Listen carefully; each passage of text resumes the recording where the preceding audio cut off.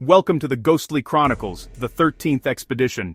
The jungle was older than time itself, that's what Professor Elliot Kane used to say, before he vanished. 12 expeditions had gone into the heart of the Javari Basin, searching for the lost city of Iraq, the rumored temple of an ancient tribe that fed the forest with their dead. All 12 never returned. Now the 13th expedition was on its way. 5 people, 1 mission, find Kane, or what was left of him. Arrival. They landed by seaplane at dawn. The pilot refused to stay. "The forest doesn't want you," he warned. Then he took off, leaving behind only the sound of cicadas and the heavy smell of rot. Dr. Anaya Singh, the expedition leader, glanced at her map, drawn by Kane himself, before he disappeared. It showed a winding river that ended abruptly in a perfect circle, a lake that didn't exist on any satellite image. By the second day, compasses spun aimlessly. Birds stopped singing. The jungle grew unnaturally quiet. Then came the drums, faint, distant, steady, thump, thump, thump, like a heartbeat echoing through the trees. The discovery.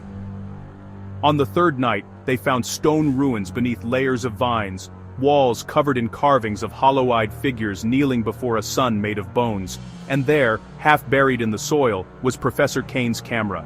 They developed the film that night in their tent. The first few shots showed the jungle, the team, and then, something impossible. In one frame, Kane was standing in front of the temple steps. Behind him, dozens of pale figures stared from the shadows. They looked human. Except their faces were smooth, eyeless, mouthless. Like the jungle had sculpted them out of flesh. The last photo was a blur of movement, as if something enormous was crawling out of the stone. The temple. They reached the lake on the 4th day. It was perfectly circular, the water still as glass. In the center stood the Temple of Iraq, made of white stone that seemed to breathe. A narrow causeway connected it to the shore. As they crossed, the air grew heavy. The smell of iron filled their lungs. Inside, the walls were alive, literally pulsing with veins under a thin, translucent film. Carvings showed humans walking willingly into the temple's mouth, their bodies dissolving into the walls. And, at the heart of it, they found Kane, or what remained. He was fused into the wall, his eyes open, his mouth moving without sound. The flesh around him rippled, merging seamlessly into the structure. "It's using him to speak." Then his mouth opened wider than any human mouth could. The forest remembers the ones who feed it. The awakening. The drums started again, but this time, they came from below the ground. The floor cracked. Roots burst upward, writhing like serpents. They weren't roots, they were veins. The team ran. One of them, Miguel, slipped. The floor beneath him opened and a black liquid hand grabbed his leg, dragging him under. His scream echoed through the stone halls. Dr. Singh and the others reached the exit, but the causeway had vanished. The lake had risen. The temple was sinking back into the earth. A voice echoed across the water. Kane's voice, dozens of them overlapping. "You came looking for me. Now you will remember." The lake erupted. Tendrils of black vines whipped through the air, dragging 2 more of the team into the depths. Singh dived, swimming toward the trees, the water burning against her skin. She made it to shore, barely, and collapsed. When she looked back, the temple was gone. The lake was still again. The escape.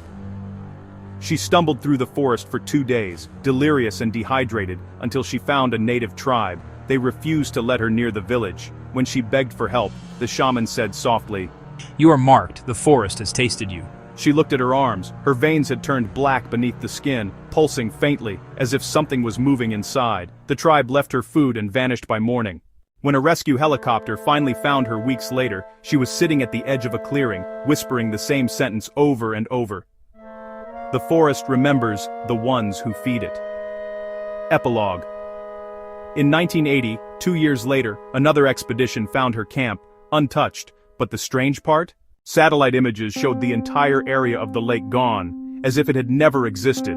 Yet in every photo, taken miles apart, the same shape appeared faintly in the canopy, a perfect circle, pulsing faintly under the trees. And deep inside the forest, if you listen closely on windless nights, you can still hear the drums. Thump, thump, thump, like a heartbeat waiting for the next expedition. Please like, share, and subscribe.